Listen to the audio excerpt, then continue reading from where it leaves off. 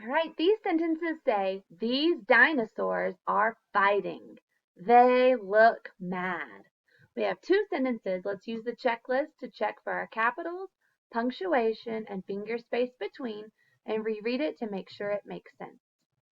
Let's first check for our capital letters at the beginning of the sentences. These, there's a capital at the beginning of the sentence. These dinosaurs, that S is capital, but it's at the end of a word and should not be capitalized.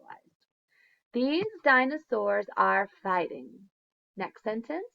They, capital T, good. Look, no capital in the middle of a sentence. They look mad. My L and M do not get capital letters because they're not at the beginning of the sentence.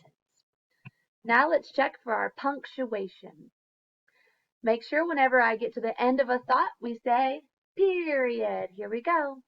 These dinosaurs are fighting. Period. They look mad. Period.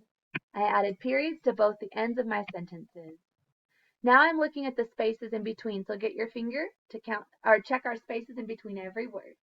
These dinosaurs are fighting. They look mad. There was space between every word. Now let's reread it to make sure it makes sense. These dinosaurs are fighting.